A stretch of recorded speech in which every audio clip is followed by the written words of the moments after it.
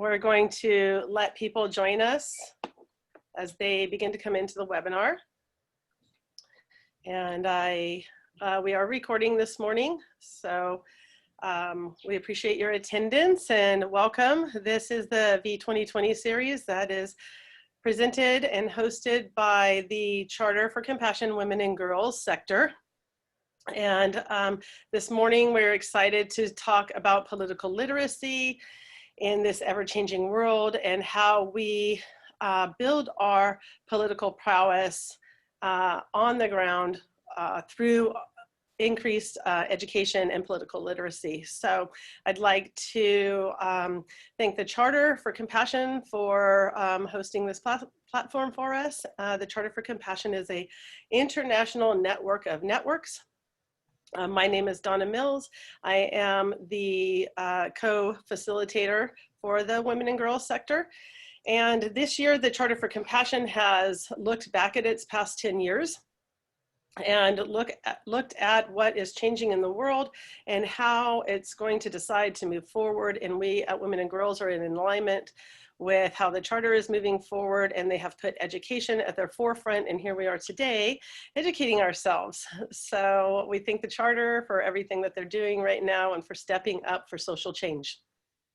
And this morning we have my colleague Brenda Gustin with us, and I'm going to introduce Brenda to you. And Brenda is with us. She is a writer, a speaker, an educator, a healing facilitator, and a social innovator.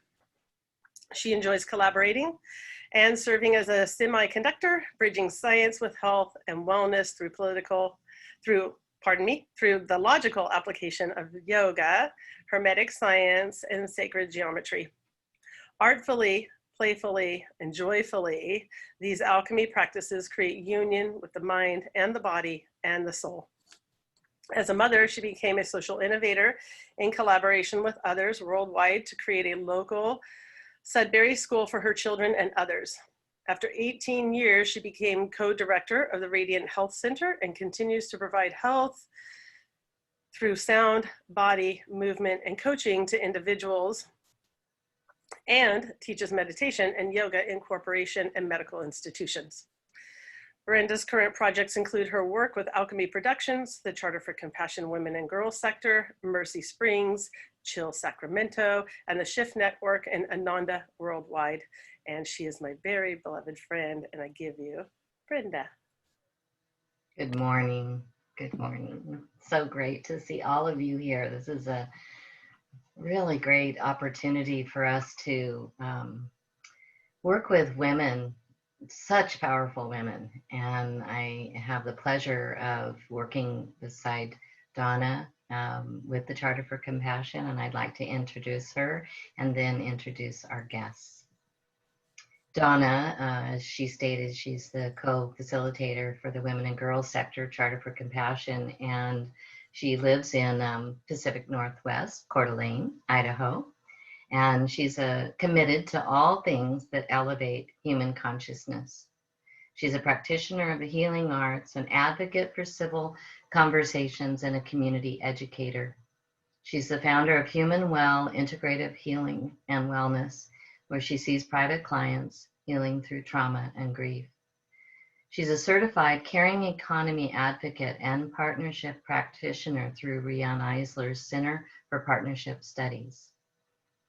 We featured Riane at the very beginning of this year, How Did We Get Here, in our January V2020 series, and you can look at that on our page at the Charter for Compassion and listen to that interview and learn more about partnerism and how that's being activated in many places now in the world. Great topic of conversation. Dawn is a fierce advocate for a new narrative of economic success that elevates our collective human wellness and ability to thrive. And as I said, she's a social healing practitioner as well as a private client practitioner, a narrative disruptor, and a cultural change agent. And she's here to invite society into a deeper conversation about civility and connectivity. She believes that, and justice for all means just that, for all. Thank you, Donna. So Rebecca, we welcome Rebecca Kaplan, President at the Oakland City Council, and also Mizan Abo. I'm gonna not do it well. Akabulan Abaka. Did I say it right? Of Spirit Works in Oakland. And I have learned of these two wonderful participants in the Oakland city because of the Shift Network, who featured both of them in different summits in different years, presenting there, and really started studying the work that they were doing. And Mizan is a dear friend of mine's daughter. And she's talked to me about her for years. And so I really appreciate being able to highlight their work. Rebecca was born in Ontario, Canada, and grew up living with a universal healthcare system in a family and community, which encouraged her to fight for the rights of workers. She attended MIT, where she was actively involved in organizing for women's rights and reproductive freedom, LGBT equality, and part of the successful effort to get her campus to divest from apartheid-era South Africa. She worked for the City of Cambridge Commission on Status of Women, obtained her law degree from Stanford Law, where she had the opportunity to learn from teachers like Michelle Alexander, author of The New Jim Crow, and became involved in advocacy for prisoner rights and against mass incarceration. She worked in Oakland as a tenants' right attorney and advocate, and helped pass Just Cause for Eviction on the ballot. She served for over 7 years on the AC Transit Board of Directors, an elected position, and expanded late night bus service, opposed outsourcing, expanded bike transit connections, solar power, and sustainable fuel initiatives. Rebecca now serves as the Oakland Citywide Elected Council member, elected November 2008, and was unanimously selected by her colleagues to be president of the Oakland City Council in January. Rebecca serves on the Alameda County Transportation Commission, which represents all of the local government agencies and transit providers in the Bay Area. She's led her colleagues in successfully passing the 2019 to 21 budget with increased investments to combat the homeless crisis, create and preserve affordable housing, maintain Oakland's parks, and tackle illegal blight remediation. The budget also restored cuts to parks maintenance positions and increased funding around police accountability and workforce development. When I first listened to Rebecca last year at the Shift Summit, I was very impressed at all that she has done. And what I also see as I look at her work is the consistency. Being there and being available. And I think that that's one of the important tenets that a government service-oriented person needs to have, and what helps us all to have political literacy be something that we can feel like we're invited into and that we can participate in, rather than feeling like our vote doesn't count and our words don't matter. So I want to thank you, Rebecca, for that. I really see that you exemplify that. Mizan is, pull out this here, worked for over 20 years as a community organizer and youth development professional. Her commitment to social justice has fueled her work as a crisis intervention specialist, health educator, curriculum writer, multimodal workshop facilitator, community researcher, staff wellness coach, and school-based health center supervisor. Mizan is a certified radical healing trainer and has a master's degree in public health. Mizan is also an installation artist and has exhibited work throughout the Bay Area, including the Black Woman is God exhibit and the Black Panther 50-year commemoration. She is the lead artist and curator of the Experience Sankofa project. As an artist and certified therapeutic yoga instructor with a background in public health, Mizan incorporates creative expression and dynamic mindfulness into her facilitation and programmatic design for the collective good. She also is a mother of 5 children, and her husband work collaboratively in their work together with Spirit Works. And so, again, another representative of really being involved in her community and in her family and multi-generational.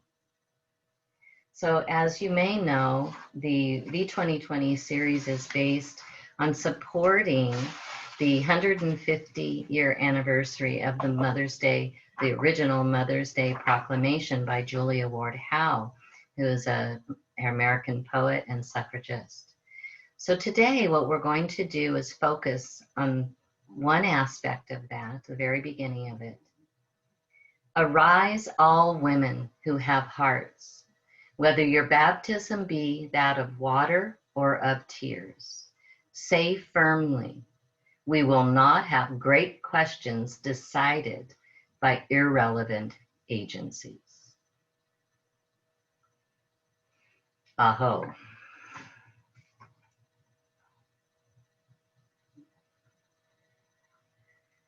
So what I see in the two of you and also in Donna is that you bring people into the place of being an advocate for the people, and you utilize the agency on behalf of that, which makes it so that it's not irrelevant.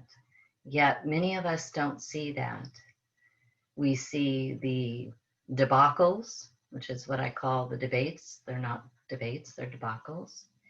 And we see the infighting that takes place that has nothing to do with the people and the issues at hand. So I would like to begin with you, Rebecca, if you wouldn't mind just beginning talking what comes to your heart from this. Well, thank you so much. Good morning. Welcome to everybody who's here. Thank you so much for having me. It's really moving to get to be a part of this awesome group and my neighbor here as well on the Zoom. So that's great fun. And also, I think it's really important in this time when it can feel that politics and elections and politicians are so much about the strife and the fighting and the negativity. I really appreciate what you're putting together here to talk about what's hopeful, to talk about what's transformative, to talk about what's community minded, and to keep in mind that the forces of destruction, the ones who want endless war, like it when people like us get hopeless. That's what they want, right? And if you look at some of what's been going on at the national level, and people say, well, why is he acting so badly? Doesn't he understand it's going to cost him votes? But no, actually part of the point is to make people feel depressed and angry and hopeless.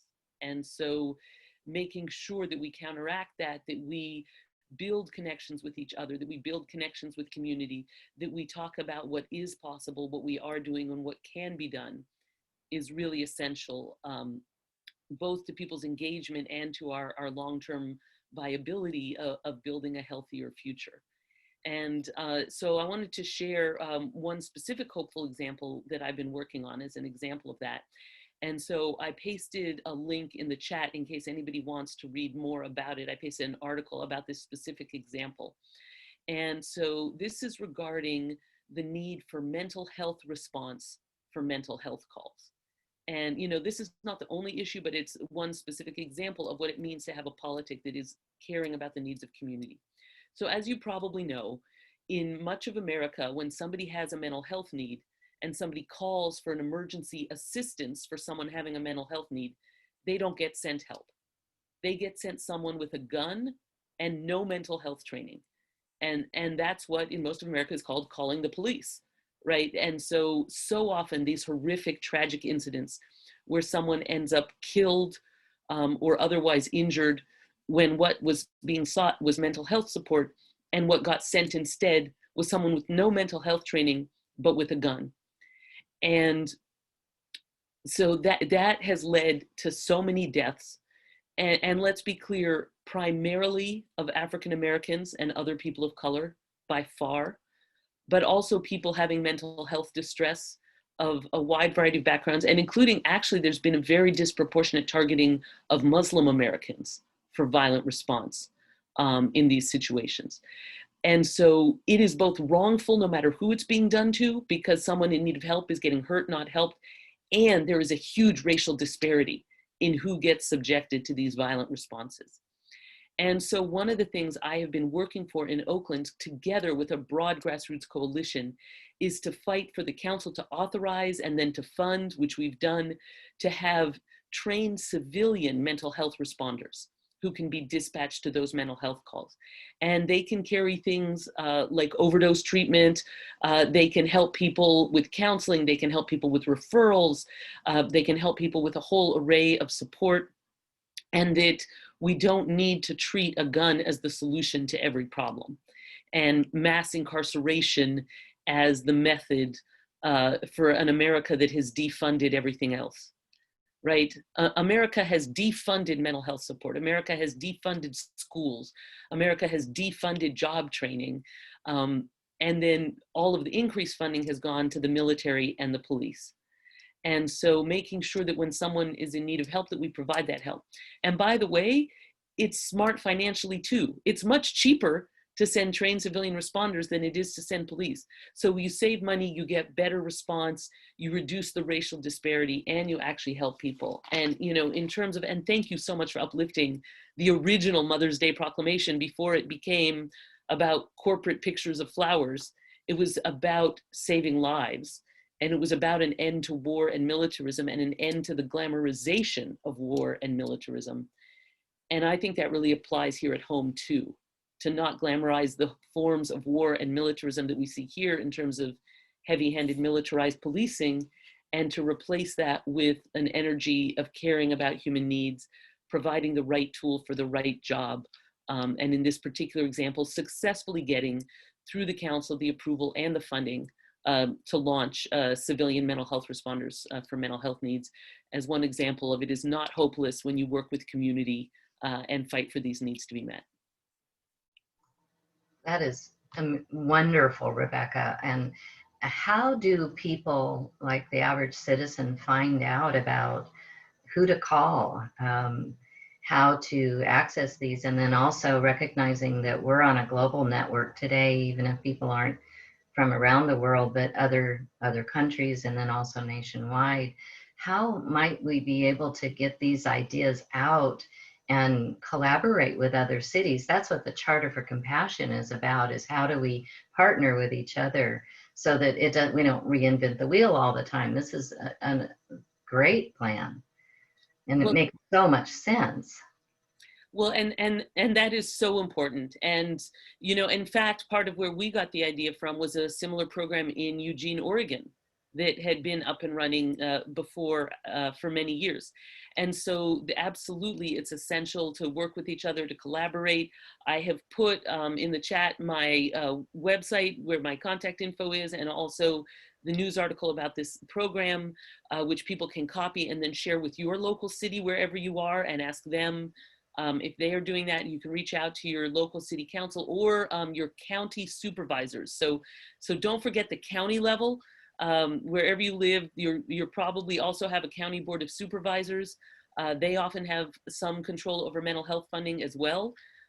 So you can take these articles about what's being done in other cities and bring them to your local officials, both your city council members, your county supervisors, and encourage them to look at this as an option, and to look at really strategies that better improve community health.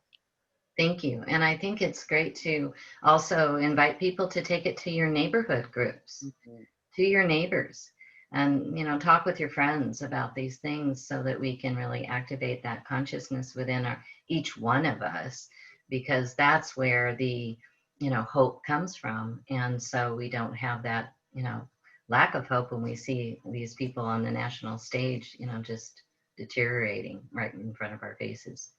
Donna has a question for you, Rebecca. All right. Yeah, good morning. Thanks, Rebecca. Phenomenal work. Phenomenal work. I'm so tickled that we are familiar with the Mother's Day proclamation together. And so my question that came up while you were speaking was for both you and for both Oakland and Eugene. You know, I remember at the 2016 election, after it happened, Joanna Macy had a video and she said, do not worry about the resistance because some things are meant to implode. And that's how I see things happening right now. Like I'm just stepping back and allowing it. I often use the analogy of a box of Legos, right? Like we bring the Legos home and then we break open the box and we throw all the Legos on the floor and hope not to step on them, but then we put them together and they look like what's in the box, right? And that's been us for 2020 years. So let us pull the Legos apart. Let us pull those apart so we can rebuild, right? I tell my friends often we can put people on the moon and clone sheep and explain quantum physics, but we can't figure out how to human well, how to do this together. So with all of that in mind, and this being about political literacy, what is happened in Oakland and what has happened maybe that you know in Oregon that led you to this kind of blooming of humanness in how we people together, how we. Well, you know, one thing that I think is really important to acknowledge is the relationship of anti-racism and the movement for Black lives to these questions. And if you think about like, why is it that America has tolerated this level of heavy-handed policing, of diversion of resources away from core human needs into these militarized systems for so long? It's largely because they haven't been aimed at white people primarily. And if you think about, for example, the war on drugs as a particular example, right? That while Al Gore was running for vice president, I think was it his son who was arrested for drugs and, you know, and then was let go and, you know, nothing ever done to him. And, you know, bless him, I don't wish for Al Gore's child to suffer, right? But that Arnold Schwarzenegger was, you know, video of him with drugs came out while running for governor and nothing happened. And now I'm not saying that these particular white people should have gone to prison for drugs, but if white people were being locked up the way that Black people have been for 40 years in the war on drugs would have been ended decades ago because people would not have tolerated that being done. And so it's because of the prejudice that some of these systems have been allowed to persist despite their brutality and ineffectiveness, and the need to have a reckoning with that, and the voices and leadership and dedication of the movement for Black lives and other people involved in anti-racism work has been part of what it has taken to push for these types of changes to happen. Oakland was the first city in America to legalize cannabis. I was the lead author of that too. And when I wrote that in 2003, that was considered a crazy radical idea. I mean, I was laughed at. I was like, you know, instead of locking people up for this plant, we could have permits and taxes and regulation and not mass incarceration. And in 2003, that was considered a radical position, and it is now the center position. It's now like the moderate position in America. And if you look at how those laws have been targeted, they were explicit. So Richard Nixon launched the war on drugs, war on marijuana, he called it. And there are tapes, you know, when the Nixon tapes came out, there are tapes of Richard Nixon saying explicitly to his advisors, hey, let's pass this law criminalizing marijuana so that we can, as he said, lock up the Black people, the Jews, and the hippies. And Nixon said that overtly as the motivation for having this criminalization approach. And so building a movement to end a criminalization approach requires that awareness and being willing to fight back against that. And I think that's part of why Oakland, which has been in the forefront of movements for racial justice, has been at the forefront of this. I mean, Oakland was the center of the Black Panthers, also at the forefront of one of the other things you mentioned in my introduction, which was the movement for divestment from apartheid era South Africa. That was a nationwide movement. When I was working on that on my campus, I didn't invent that. That was a nationwide movement that was going on in different places all over the country. And it was started in Oakland and Berkeley, and Ron Dellums and a crew of folks in the Oakland, Berkeley area that started pushing this whole like divestment as a way to push back against apartheid South Africa. And then that grew. And so, you know, there's a long history in Oakland of these types of efforts. Yeah, thank you, Rebecca. Phenomenal. Hassan, did you have Yeah. anything you wanted to add to that as well? Sure. First, I'll just say I really appreciate the perspective and the space that's being held here to really have conversations about how it is that we really transform and, like you say, start to human well, right? How do we really come back to being, you know, our human selves? And I think that that's what's really actually important about this conversation is, you know, really recognizing that there's so many forces that are really organized in a very strategic way against us. As Rebecca already mentioned many of them. And I think that that's the point that I wanted to share, thinking about, you know, how it is that we actually make change. And so within SpiritWorks and within the work that we're doing as radical healers, we kind of look at this transformation on 3 different levels.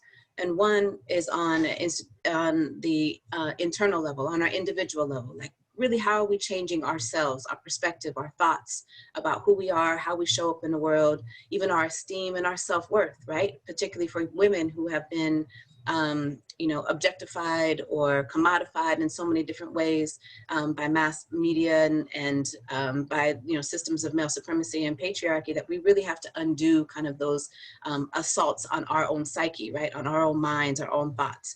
And so the first transformation comes on our individual level. And then that spills over to our interpersonal relationships. How is it that we begin to treat each other? How does it that we show up with each other? How do we treat our children? How do we communicate? How do we solve problems? How do we, you know, agree to disagree or not, right? And how do we kind of work through those challenges that are there, and how we really build solid family supportive relationships that are really supporting us to be our best selves. And so that's the other level of the piece, is around our interpersonal transformation. And then the third level is around the institution. And so this level is really about thinking about some of the things, you know, and when we think about, you know, political advocacy or organizing, a lot of times our focus is really what's happening on an institutional level, right? And what laws do we want to change? What policies do we want to put into place? You know, what systems do we need to shift? And so when we think about, you know, all of these policies and systems and laws, they're all created by people, right? And so if we start to break down the way that we have internalized oppression, how we've internalized our self-hatred, how we've internalized what it means for us to even just show up and relate to each other, breaking all those things down on each one of those 3 levels, the individual, the interpersonal, and the institutional, is really the way that we believe that transformation happens. And so I'm thankful for this conversation, because it lifts up kind of some of those ways of, like, people decided that we didn't want the police to really address mental health issues anymore. So how do we organize to make sure that, you know, mental health issues are, you know, being addressed by those folks who are actually qualified to really help bring the healing? And so that's one beautiful example. So I appreciate, Rebecca, that you shared that. You know, the other layers that are also here too that are important is thinking about the generations. So we're at this beautiful moment in American history and in world history, really, that the world has once again decided that racism sucks, right? That it doesn't work, that it's been oppressive for people, and that it's really been embedded in the way that we think about ourselves, the way that we treat each other, and the way that we set up institutions. And so it's time for us to make a shift. And so right now we're at this beautiful moment where we're doing that work at many different levels in many different places. But just thinking about how that this is kind of something that happens in waves over generations, right? So here in Oakland, we already mentioned it, the home of the Black Panther parties, 1968, you know what I'm saying? You know, generations before then, there was work, even thinking about, you know, the experiences of folks around 1918 to 1920s, the Red Summer, where racial terrorism was like something that was all over the place. And it actually was kind of the impetus for a lot of Black folks to move from the South of the Americas to the West, right? It was really to escape the systemic violence and the state-sponsored terrorism that we're experiencing. And so it's similar right now that folks are actually, there's folks moving from the West right back to the South right now. Like there's a different level of exodus just to move and navigate, to where it is that we can find safety. And, if we're thinking about how it is that we are growing and developing, safety is like that foundation, right? We even thinking about the safety of, our families, our thoughts, our minds, our hearts, our bodies. Like safety is critical, right? Even thinking about Maslow's hierarchy of needs, or even thinking about, how our chakra system, right? The very foundation is around our safety, our basic root, right? And so for us to be able to help grow and develop and extend toward being able to actualize, our highest level of being, that safety, that level of belonging, and that ability to really kind of speak our truth allows us to get to a space of really actualizing the transformation that we want to see. And so I just thinking about those as a framework, conceptual framework for how it is that we're doing this work, how we think about political organizing, how we think about, the transformation that we want, within our cities, within our counties, within our states, within our families. Like, where is the work that we really want to do within our families? And so a lot of the work that SpiritWorks has been involved in has been around supporting intergenerational wellness and really promoting racial healing. And so conversations, real, true, authentic conversations is a big start. How do we even just sit in a room and speak your truth, right? How do we have a safe space, right? Safety to be the foundation to really be able to share what's on our hearts and our minds. And that is such a simple act, but it is so transformative in just the way that people are able to build and grow and develop.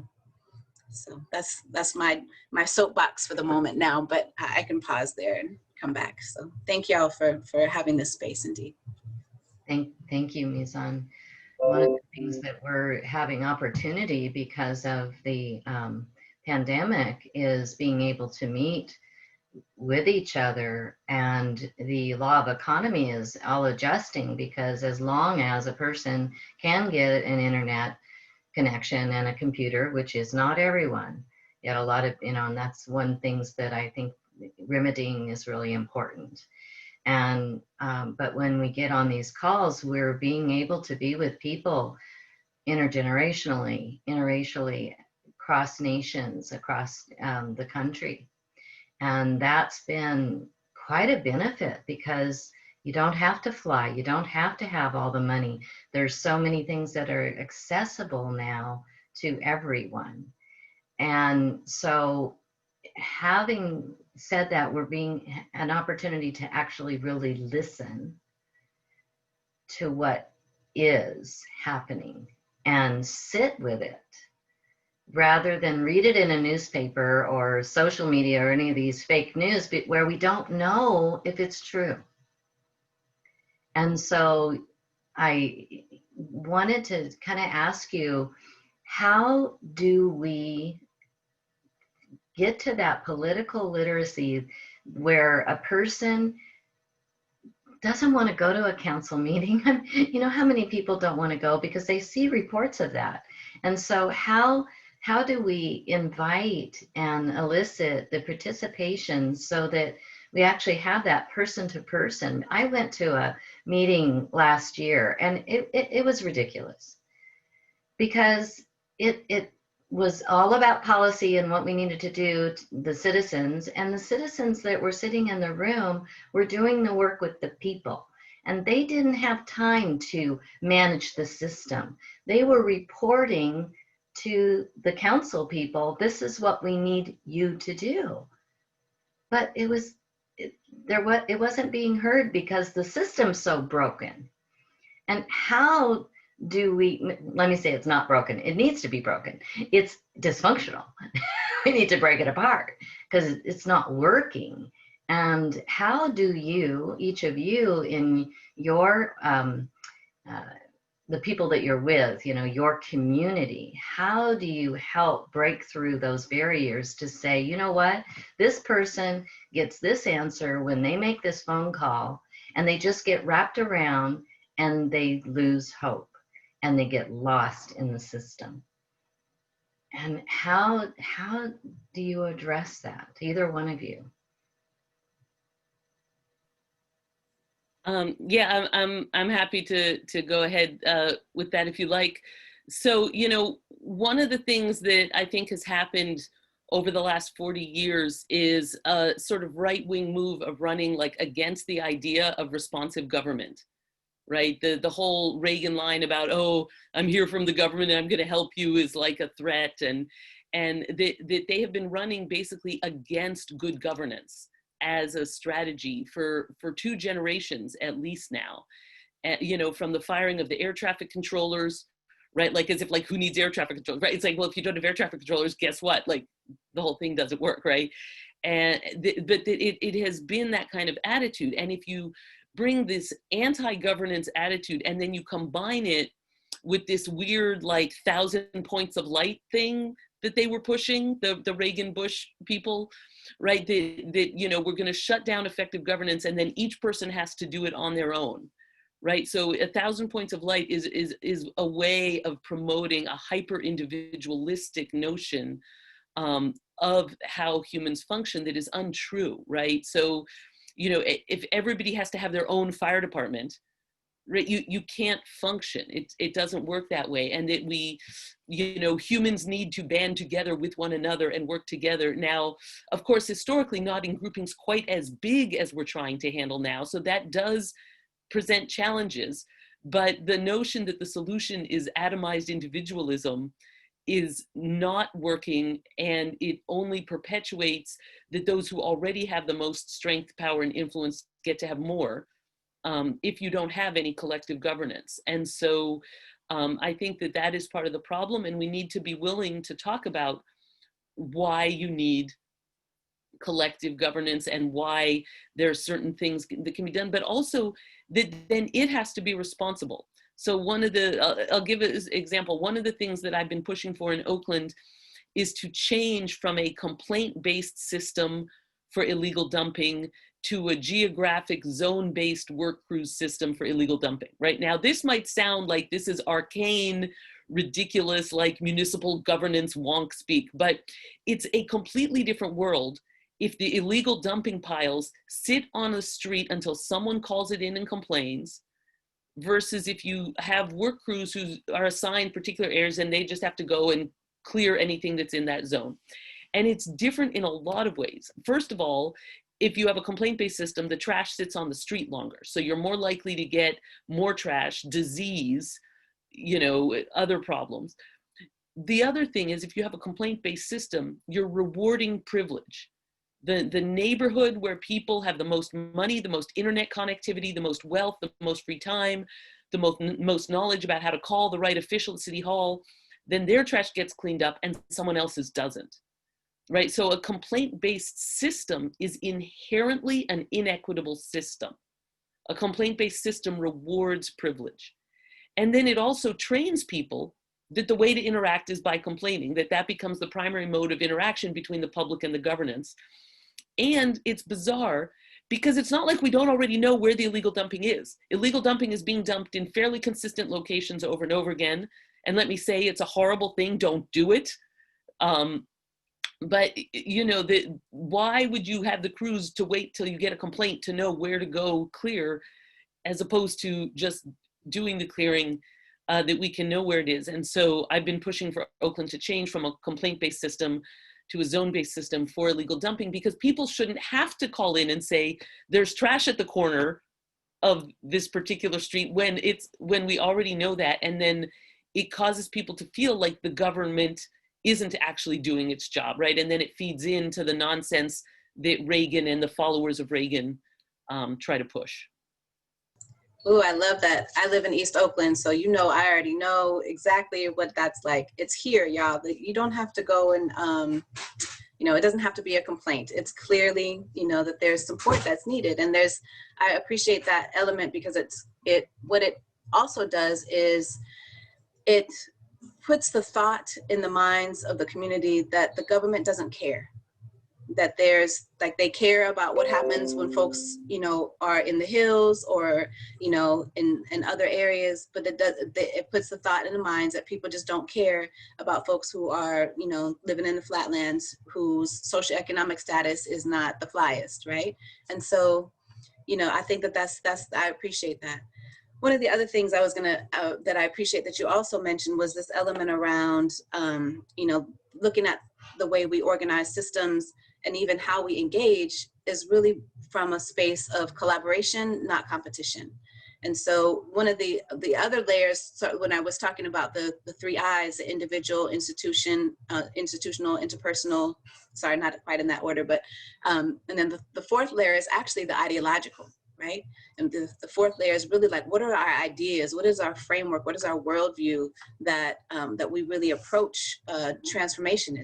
Do we believe that you know, it's the survival of the fittest? Do we believe that you know, those who have the most resources should have the most access? Or do we believe that everyone should have access and because they're humans, right? Because there's basic needs. Do we believe in equity? Do we believe in sharing, right? Do we really believe in, you know, that everyone has the opportunities, you know, and we need to support those who may not have the biggest access or might have a gap within their needs or capacities? Is there some way that we can support and be equitable in that process? And so I definitely know that that's the other area about how it is that we engage, you know, when things, you know, city council meetings are not necessarily the most welcoming to the general public. You know what I'm saying? They're just like, oh my God, this is so long. Oh my goodness. You know what I mean? Like, who really wants, who has the time, who has the capacity? And that really is those level folks who have, you know, different levels of what their day-to-day lives are. Like, folks are worried about what they're going to eat, where their children are, like how, you know, what are they going to,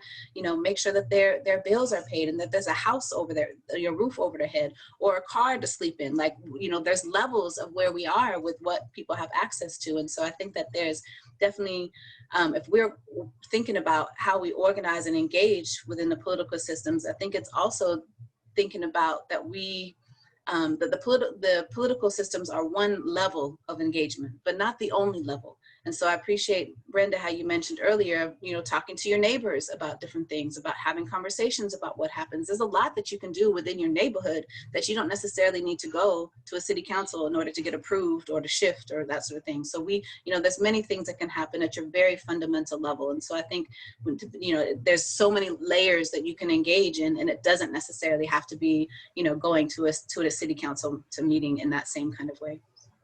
And I think that's really important for people to have self-agency, because what can I do? Because we get together in groups and people start complaining about what's not being done for them. And they feel disempowered because they don't want to go to one of those meetings, because then it's just a shambles and a debacle, and you sit for hours trying to, you know, listen to what's going on and then maybe have a voice and then have them, you know, tell you about the bureaucracy that sits behind that for anything to happen. It's just do it. And for us to come into our courage and action and come from the fact that, you know, this is happening to my friend, or this is happening to my mother, grandmother, son, daughter, whoever it is, friend, and I'm going to do something. And I don't have to wait for permission. Yeah.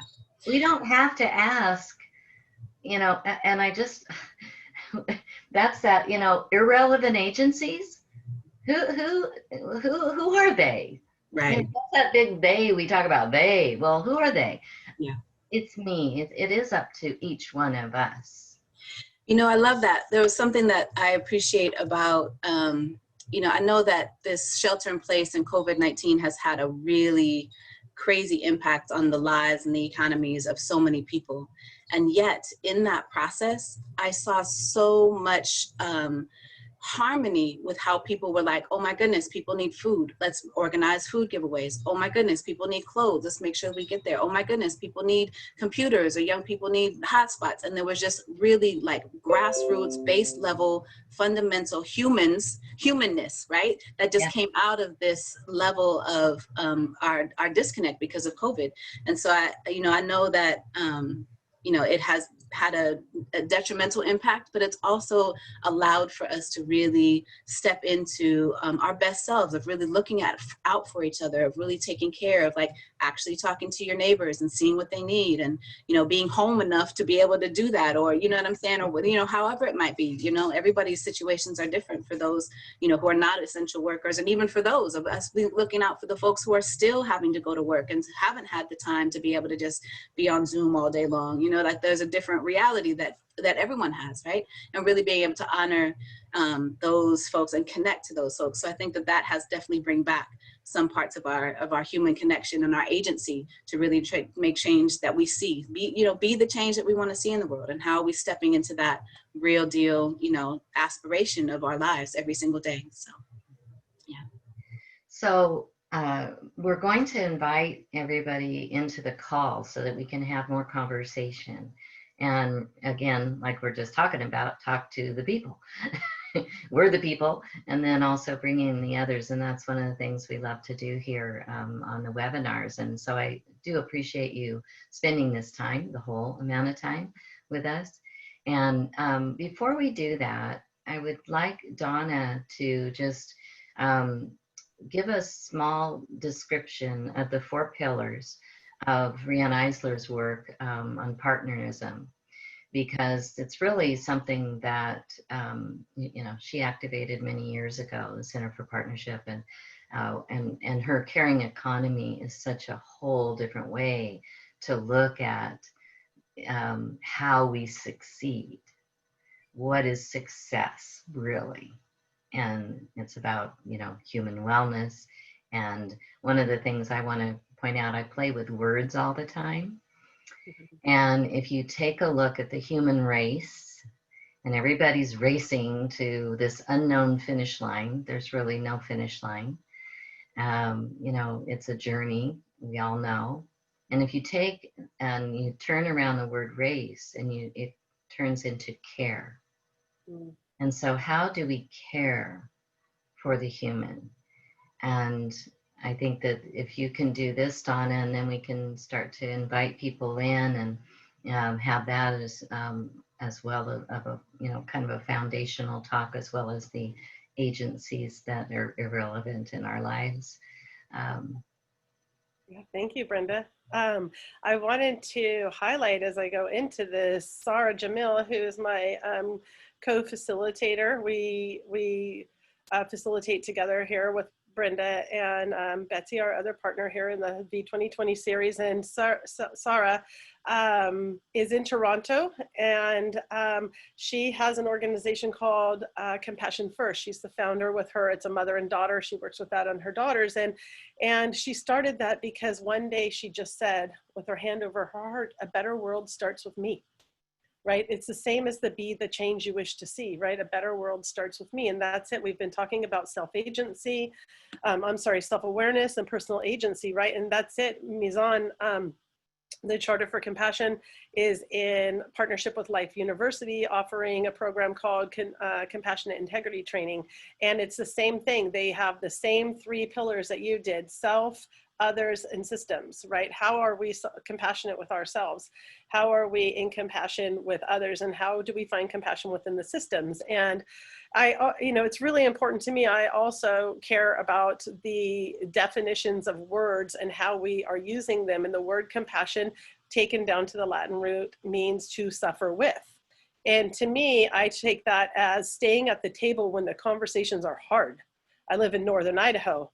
I live here for a reason, to create change. And it's hard to stay at the table with people, but that is the compassionate action that we are taking, right? And so, yes, I have done quite a bit of work with Riane Eisler and the Center for Partnership Studies. And, it was Karl Marx that coined the term socialism, and Adam Smith who coined the term capitalism. And we haven't had another ism until somebody comes up with it. And so Riane, in all of her brilliance as a social scientist, came up with the word partnerism. And she goes, if we're going to shift and we're going to change, we're going to need a term, right? So with partnerism looks at hierarchies of actualization and not hierarchies of dominance, right? It puts partnerism and dominance on a continuum, and then we decide in which, where are we, right? What do we want by and for the people, by and for the people? So Rian's definition of partnerism is a socioeconomic system that values and rewards caring for one another,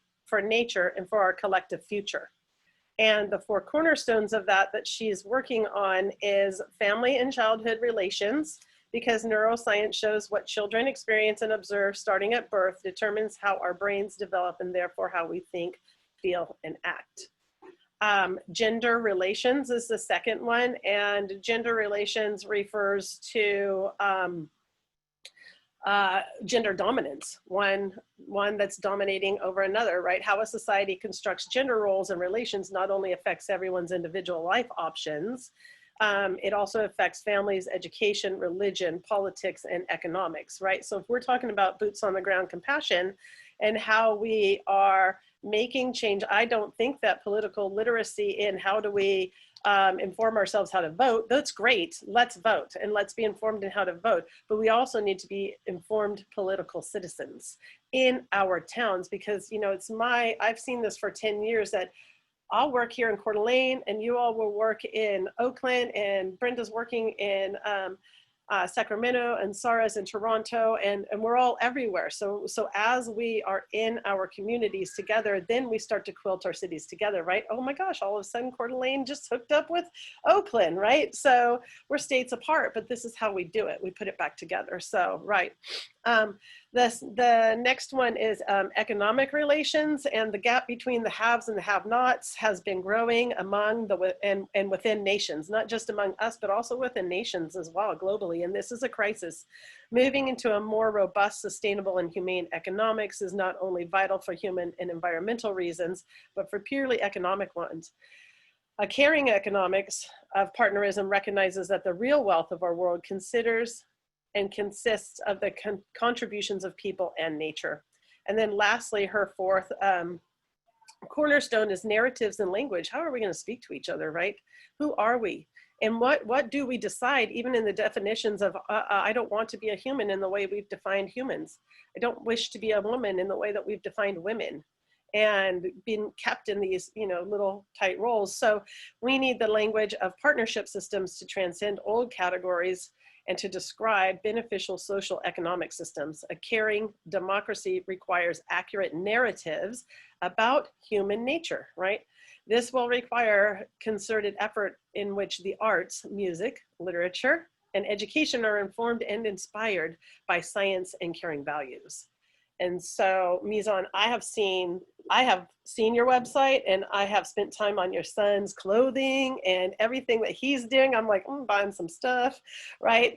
And I've perused your work, when your husband, the pictures I see of the two of you are so dynamic. I'm like, wow, you exude power, and you exude presence, and you exude consideration. You care. It's obvious that you care to care. And so I will open any of those that you want to touch upon in the work that you're doing in Oakland. Wow, thank you. There's so much in there. I don't know where to start exactly. Yeah, there's so many layers. So I think one is just an appreciation that there's this, you know, like I say, there's a new way of thinking. This moment in time that we are in is just really pulling us back to the goodness in our hearts and our minds. And so I'm really thankful for that in so many ways. So thank you for being in Idaho. Thank you, Sarah, for being in Toronto, for, you know, just spreading the good in Sacramento and all over the world, that we are, wherever we may be coming from, that we really are building that interconnectedness with each other around really putting love and compassion at the forefront. And so one of the things that came to mind was thinking about, you know, how is it that we look at our agency and the land? And when we're thinking about also around economics, like how right now, for those, for those on the western region of the United States, the reality of fires and air quality has been a really significant impact on our lives over the last month or so. So we've gone from COVID to mass protests because of the continuous state-sponsored violence against Black and brown bodies, to this third pandemic around fires. Like, how are we dealing with the economics or dealing with our land, dealing with our earth, and how is it affecting our economics? And so I'm really just excited about the opportunity for people to really start to think about the way we collaborate with the land, the way we collaborate with the earth, the way we collaborate with the resources that we have that are right here,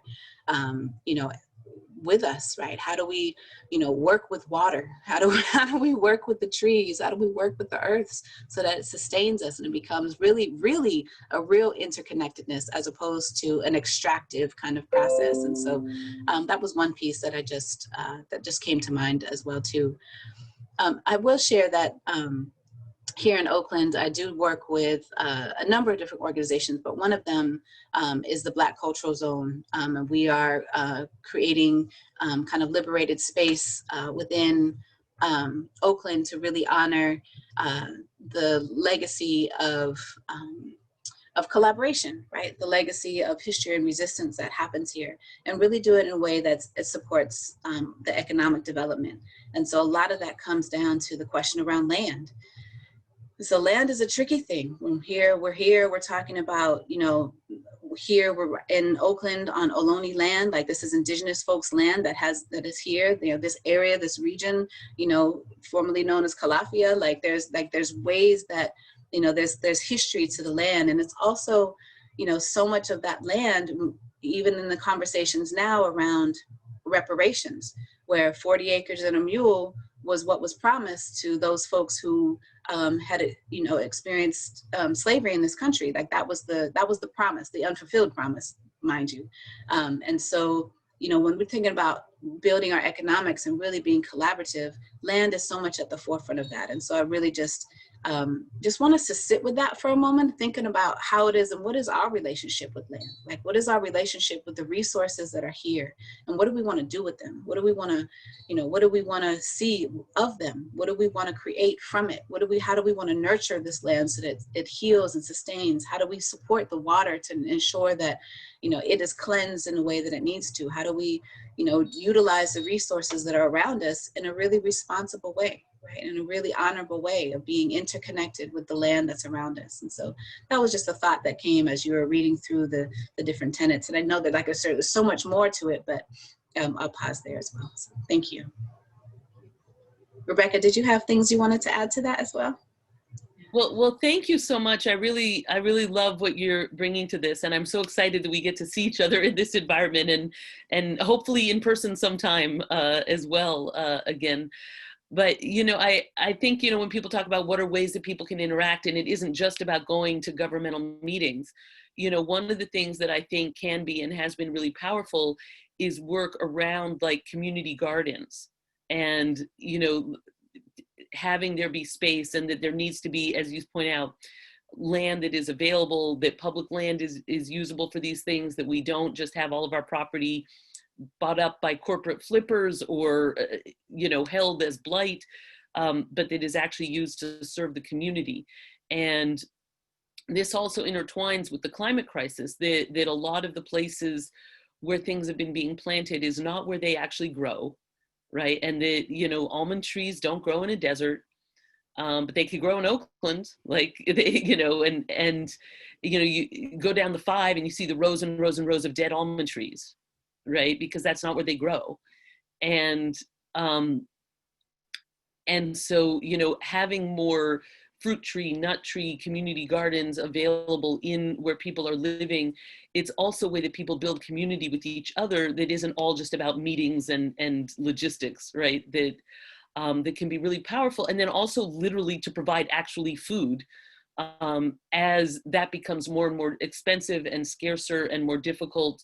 And as we're losing you know, topsoil erosion in places where there's been overproduction, that becomes even more important. And, you know, so interestingly, so to connect it back to my role as city council person, one of the laws I passed in Oakland was to legalize backyard beekeeping as a allowable home occupation under Oakland law. Yes, let's hear it for bees and backyard beekeeping and our pollinators. Blessings and thanks to all of the pollinators.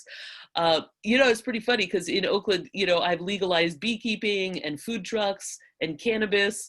And I think beekeeping was more controversial than cannabis to legalize in Oakland. But yeah, so we had to actually change a law to legalize backyard beekeeping as an allowable home occupation. And it's so important because the oppressed migrant worker bees are dying out.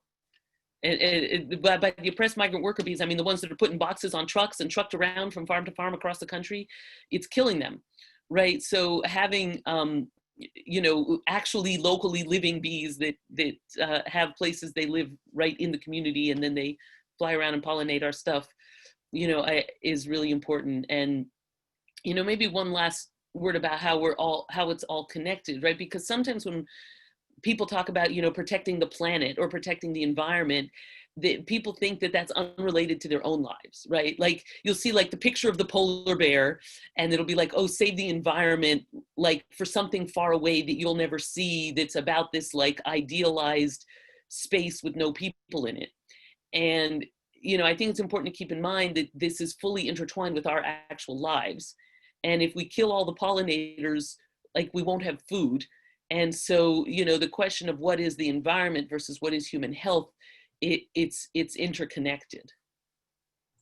Absolutely. I love the pollinator element. I feel like, you know, in so many ways that we can think about, you know, we are pollinators in Toronto and in Sacramento and in, you know, pollinators of the good, like we're spreading the good and being able to seed and nourish and help, you know, the goodness grow, like we're growing goodness in all these different ways. And so I love that analogy. And I really, I want to talk to you offline because that is one thing. Beekeeping is actually one thing I've been really interested in. So we have, you know, planted our garden ready for the pollinators. They come and see us, but wondering about how we can be beekeeping is even a weird thing. I want to be a bee freer, but a bee helper or a bee, you know, and I'm like, I don't want to keep them and enslave them in that way, but, you know, semantics. But I really appreciate the thought process around, you know, how it is that we're really thinking about the environment is our space, it is where we are right now. Like when we walk down the street, what we see, the dumping or the cleanness, when we walk down the street and we see the people, like this is our environment and this is ours to hold. This is ours to support and to love and to take care of each other. So appreciate that. Thank you. Yeah. And I want to suggest you just inspired a few thoughts that I've had. You know, there's people that don't know necessarily how to get out and give things. They're just not aware. And a simple thing like taking your fruit or your vegetables from your garden, because everybody always, you know, like my girlfriend, she's got, you know, I've got so many zucchini. I've given zucchini to everybody. Taking that and placing it outside of your grocery store or outside on your porch, or, you know, like we have these boxes for books, you know, let's start establishing ways that we, the people, provide food without any concern about it being regulated and all of those things. Because, you know, and right now with the virus, of course, people are going to be maybe a little bit more cautious, yet in our own neighborhoods, it's really important for us to step in with courage rather than feel like we are all being driven by fear. You have to unravel that fear and yes, recognize it's there, and let's clear the trauma and name it so that we can claim it, so that we can share it with each other from that, you know, vibrational standpoint, because it's real. And then as we do that, then we're able to help each other, and it inspires leaders to then respond in a different way. Does that make sense to you too? I mean, doesn't it invigorate you and inspire you and everyone who's on this call? You know, we've got leaders everywhere and followers, you know, we're all in that place. And I have one of my friends, she at one point said to my mom, she said, you know, you're either a leader or a follower in any given situation. When you discover your position there, then just do it and be it. Yeah. Well, And the- you know, I love following. You Go could be both, and also you can move from one position to the other very quickly. exactly. And you Like- know, and it's funny because like the cultural norms are different things. Like in certain cultures, there's a norm that the way you dance involves having a leader and a follower. And then there's other cultural norms around dance where you're in a circle. And if you're in a circle, who's leading? Yeah. Right? So I think, you know, the positionality of what is leading and what is following can shift and change very, very quickly.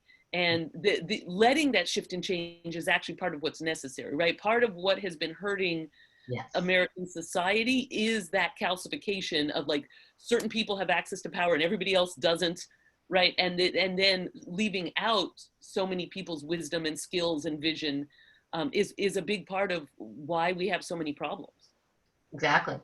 So we've widened our circle now and brought everyone in, and I'd love you to turn on your cameras, everyone. See your faces, if you will. I love that. And, you know, come in, and if you want to speak, if you know, we have the chat. However, this is an opportunity to just, you know, speak up.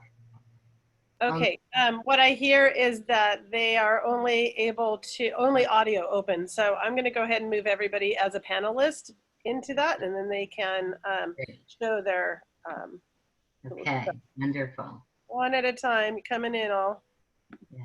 While Donna's doing that, I just had a thought that I could share.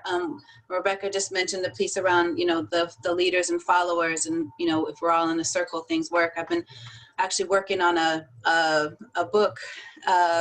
Maybe it's an article first, perhaps, but it's really like looking at organization and political organization, and really just how we organize our communities in either triangles or circles.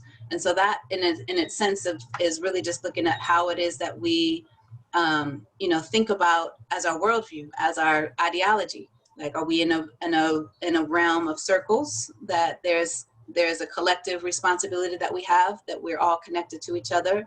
Or are we in the realm of, you know, the triangles, that there's a hierarchy that exists, that, you know, that there's a level of privilege and inequity that beckons. And so I really appreciate that thought process around, you know, circles are really important, you know, that's, you know, in thinking about, you know, cultures around the world, many more folks work with circles than they do with triangles. Like triangles is really more so about, you know, greed and power.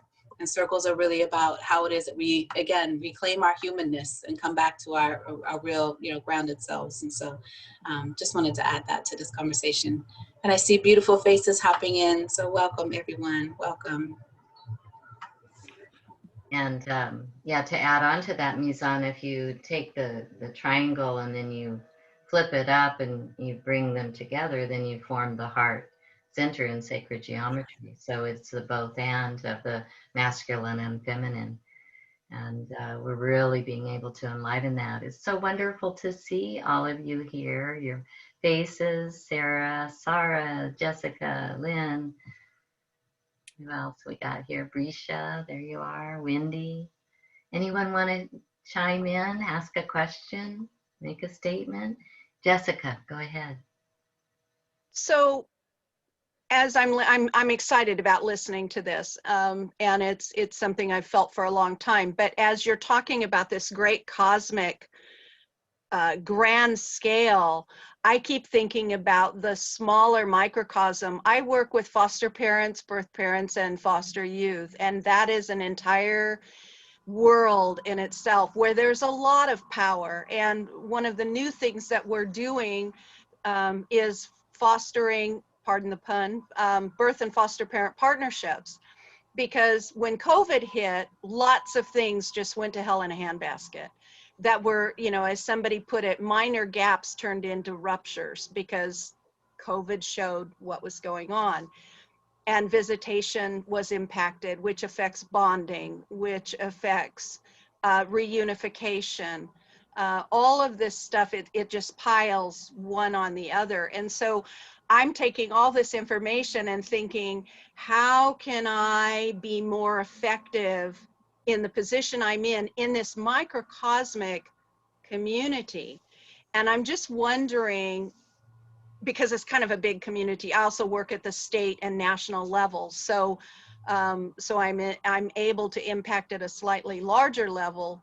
But again, I'm sort of curious to see if other folks are looking at how they can address these huge cosmic issues on that smaller, and sometimes it's not really that small. I mean, there are about 560,000 foster kids in care. I mean, it's huge. And so I would just like to be able to hear what other folks are doing working in those smaller groups.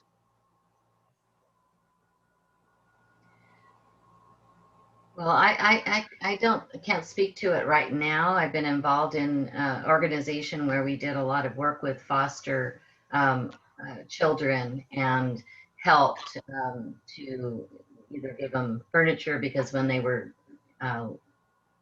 opted out of foster care, I forget the term at this point, but 18 years old, Yeah. they had no place to go. They're just ousted immediately and nothing there. We also have provided backpacks and these things. So how do you have a network of people, like even the neighborhood people that that are able to just help from person to person? We do have that. The larger issue is it really is a mind changing. We're talking about cultural shifts. We're talking about breaking down the power and the power and the perception of power, because sometimes the power isn't actually there, but the perception of that power is there, which it ends up resulting in the same behaviors. Oh, I can't do that because they're in charge, when actually they're not in charge, and you could do that, but it's not an option because you don't see it. So that's where I am. I mean, it involves everything. It involves compassion. It involves partnership. It involves power and inequity, and disproportionality for sure, in the foster care system. And it's growing, unfortunately. Because of the stresses, more kids are coming into care. Only the assumption is reunification. You come in temporarily, things are fixed, you go back and reunify. That's the plan. In the United States, 47%, only 47% of the kids are reunified with their parents once they come into care. That's a drop of 3% from 2018, when it was 50%. So we have some issues to deal with. And I feel like I'm doing it alone sometimes. So listening to all of this, and I'm like, oh, I think this is a place to get ideas. This is a place to figure out what's going on. This is a place to get some help. Mizan? Yeah, thank you for raising this, Jessica. I appreciate the work, and definitely my heart is there with you and working with folks who are in the foster care system. I've realized one of the things that my husband and I do every year is our Powerful Parent Conference. It's an annual convening of parents, and to really bring parenting to the front line of the conversations about how we transform ourselves and our communities. And so one of the things I was thinking about as you were saying this around, the foster care system is another one of those systems that has been put into place that really does not necessarily think about things in circles, but definitely in triangles, right?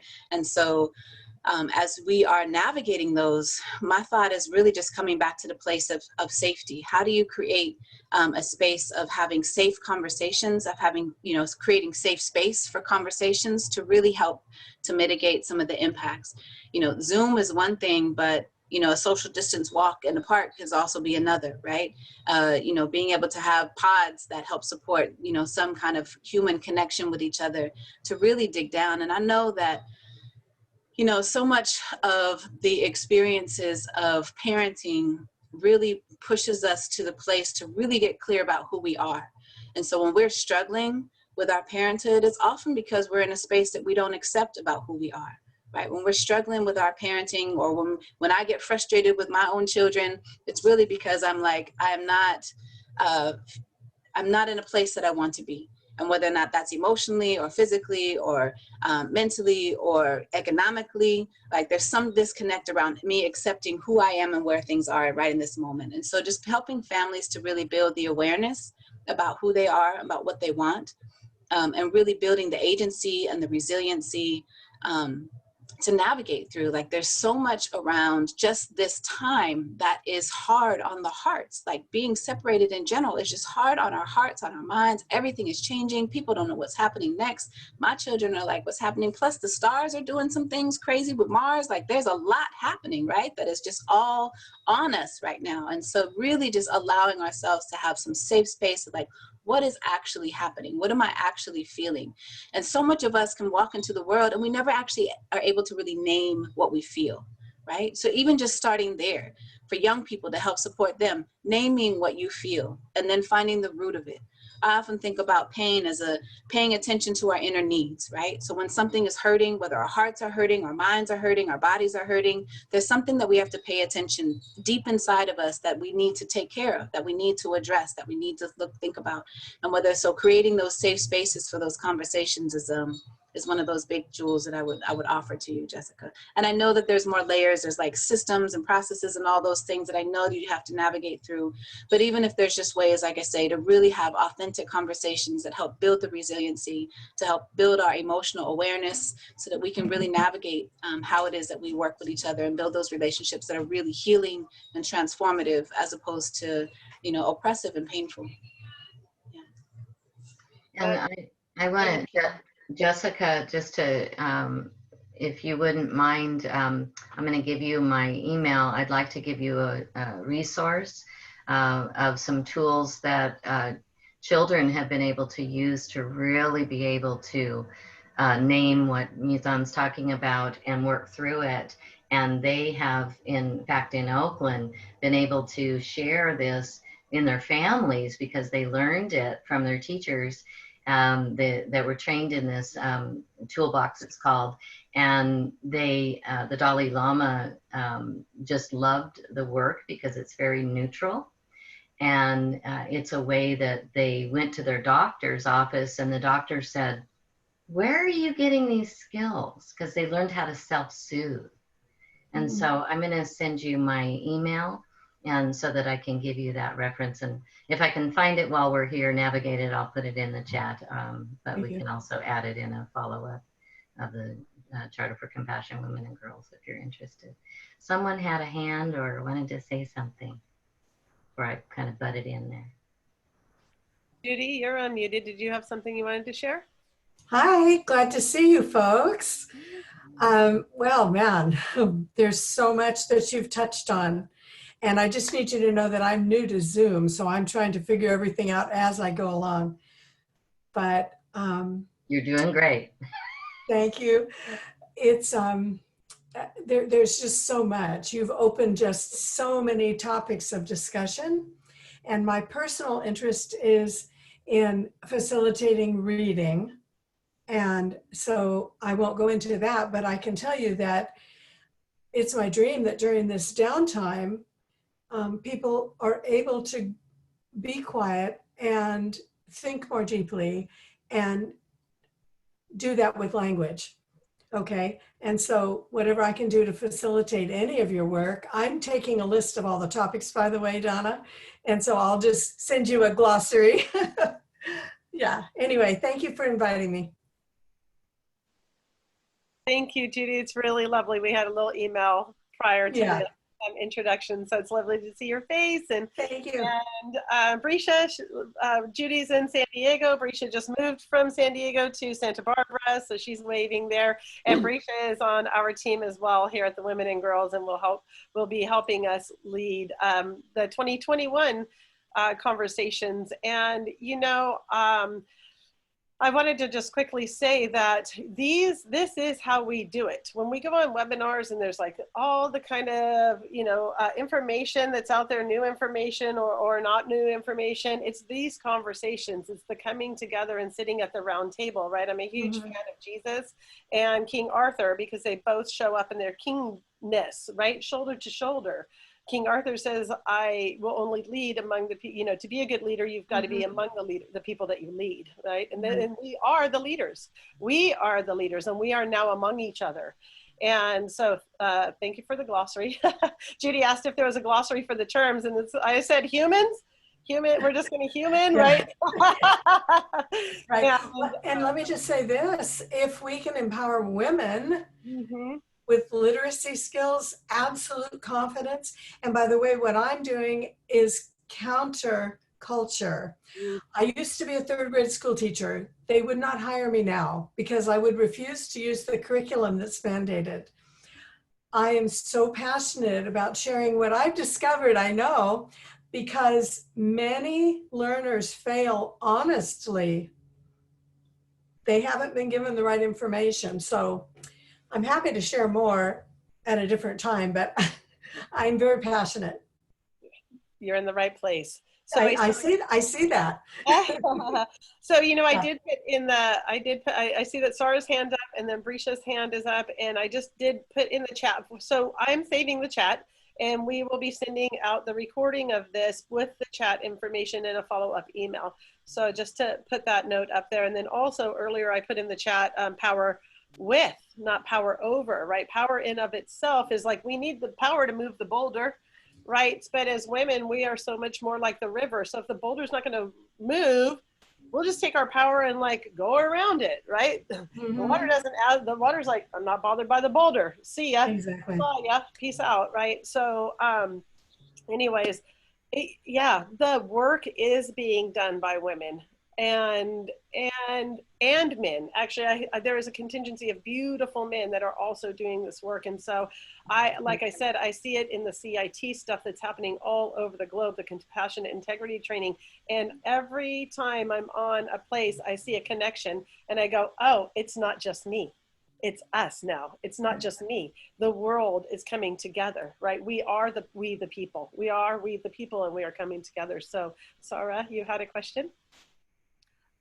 Thank you, Donna. It was I guess more a comment to Jessica and whatever is coming up is so, and what you just said, we the people. So it's all about community responsibility as well, like foster care system or wherever, like here in Canada, in Toronto, or in my specific community, there's a lot of work, grassroots work happening for homeless youth.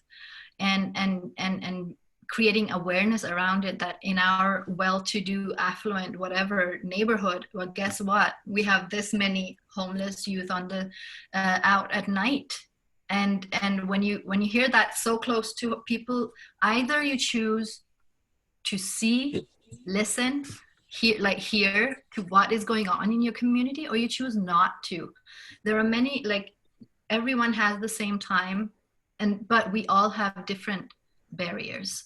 So it's about recognizing each other, right, at the local level. And for what I wanted to say was, well, it was specifically this community minded, but the civic responsibility, we are always waiting for someone else to do the work.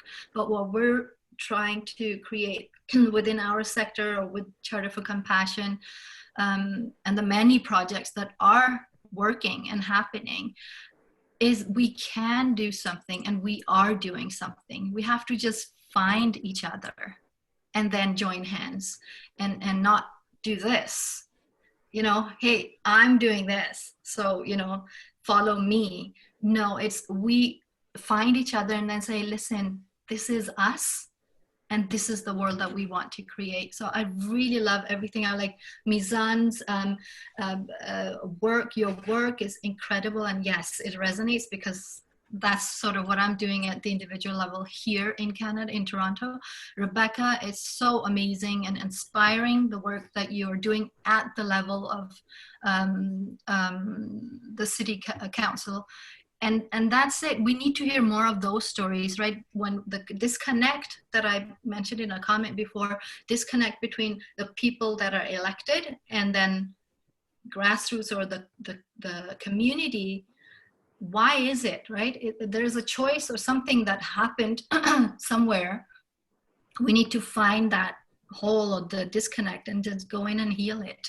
And we can only do that by reaching out the way we're doing here. So it's amazing. I love, and Rebecca, I love that you're from Toronto. So my daughter Maha registered, and she was like, when she saw who was going to be on, my daughter's part of, you know, she helps out with the women and girls sector, but she was like, oh, she's working right now. She's like, I really want to be on and bring her voice, but I'll bring her greetings to you all. That's a next generation, and it's amazing to see youth as well, just being leaders. We don't need to wait for them for tomorrow. They're doing amazing stuff already. So thank you for giving me, my voice is giving up now. Thank you, Sarah. And Sarah's daughter, Maha, she is doing our graphics.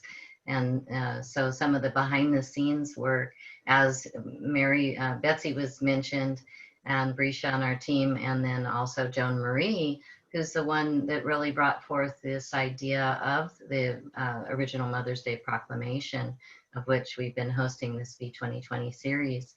And it's a difficult thing to do, yet right now we're nearing to a close of our talk. And so we might be able to have one more voice be heard. Brisha, go ahead. Yeah, hi everybody. Misan, I just wanted to address your bringing up the importance of safety. And as one of the ambassadors for the Charter for Compassion Women and Girls, we're actually looking ahead to 2021 to creating an entire year with the theme of the partnership for the safe and sacred now. And it's addressing women's issues, but women's issues are human issues, are everyone's issues, right? And so it just really resonated with me that you were saying this is an essential need for all humans, you know, and creating these safe spaces. And that's really important. I also wanted to say that I'm gonna kind of confess. I mean, I didn't actually register for this until like late yesterday because of the word political. I was like, oh, I don't, you know, of all of the things, it's not drawing my heart in, you know. And then here I am sitting with these beautiful women and people who are talking about beekeeping and community gardens, and I'm realizing, wow, language, like Don, we've been bringing up the word of language, you know, there needs to be some kind of a different shift, because each and every one of us is in a community where, you know, I'm guessing that you're all making a difference. And it's important for us, I just want to reiterate, because Sarah just said this, and it's kind of a theme of amplifying what we are doing. When I was up in Washington, I had the opportunity to produce a women's festival. And as a part of that, I offered, I just put out the word that, you know, would people let me know what women are doing in the community? And so I kind of created this little award, right?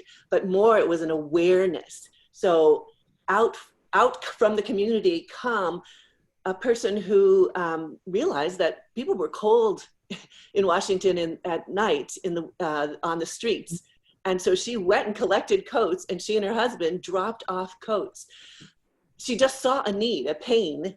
And she said, you know, somebody should do something about this. So I will do something about it. There was a restaurant owner who just said, you know, she really wanted to keep a caterer. She wanted everything to be green, you know, so she started this composting thing. There was a woman who saw that when trauma happened, the first responders really weren't trained to, you know, even just a car accident. They weren't really trained to give emotional support.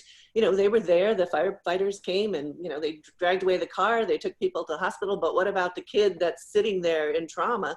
So she created an organization of people who would just come. It was just a nonprofit organization who saw this need. So I guess what I'm saying is that there's so many things going on. And again, yes, connecting, partnering, and amplifying will change, will shift the energy, you know. So I'm so happy to be here with you all. And I'm glad to have some more political literacy. Thank you, Brescia. Yes, Marianne Williamson was at a conference a couple of years ago, and the leader of the conference was saying, well, I don't really get involved in politics. And Marianne said, really? So she described a scene of a woman in another country and how she was treated. And the woman who was hosting this event was from Iran. So she very well knew. And she then took a whole different look. And she said, yeah, you know, politic is us. We are the body politic. And so again, taking it out of the hands of irrelevant agencies, because they are irrelevant. They are filled with people who actually care. Most of them care, but they get caught in a system that doesn't serve them either. So many systems. So how do we step in and really voice? And not only through our vote, the vote's important in every country. And those of us who have the right to vote, it's really important, you know, that we walk in and cast our ballots and ensure that other people who feel lack of hope, that they understand that it really does matter. Their voice really does matter. And so that's where also we learn to listen. And I also, there's another derivation of compassion, is come into your passion. If you love it and it brings you joy and ecstasy even, then step in and light up that light and ignite your fire inside. And then you'll be able to serve with just flowing energy rather than overwhelm. So as women, we tend to get over giving and overextending. So it really does, like you were talking about, the 3 I's, and the sacred partnership starts with ourselves, to collaborate with your own self first and ensure your safety, and then come from that point of standing able to extend a hand and yet stay stable yourself. And so we must end. So difficult to say goodbye and we don't have to. I put in the post there, you can join us anytime. We have ambassador calls, we get together. You can join us on ambassador call, kind of get to know us. That's how I've gotten to know so many beautiful people, and it's really been able to help people in my city recognize that they get to know people in other cities and in other nations. And it really opens up the world and helps us then have that inspiration in our own city as well. And we realize that we really are world citizens, and we really are letting go of these borders and reworking our indigenous lands from everywhere. And like you mentioned, Mizan, really coming into the earth energy that we are and the star energy that we are. We're made up of all of that cosmos. Look at us here. Aren't you all beautiful? So thank you all. Yeah, I want to thank Brenda for being my co-host today, and I'd like to thank our guests and panelists, Mizan and Rebecca. Goddesses, you know, goddesses, all of everybody that's here. Thank you, because it's our connected hearts that are doing this. And I will be sending out a follow-up email. It will have lots of information in it, including our upcoming Charter for Compassion Global Read, which is going to be Riane Eisler's book, Nurturing Our Humanity. So if you want to know more about those 4 cornerstones, on October 21st, we will be having our global read. It's at 5 p.m. Pacific time. And like I said, I'll add that into the follow-up email so that you'll have access to that. But more of this coming October 21st, and then Like Brenda said, this is our purview at the Women and Girls Charter for Compassion sector. And we care to change the narrative next year of how do we speak about and to women to bring those shoulders up side by side with men.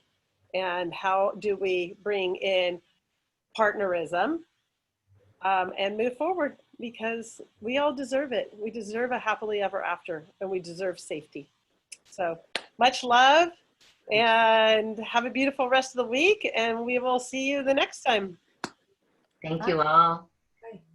First weekend December, we have our next webinar. Oh, Thank yes. you, everyone. Celebrating the arts, compassion in the arts. Thank you, Brenda. We'll also have that. So. Okay. Bye. Thank you, everyone. Bye.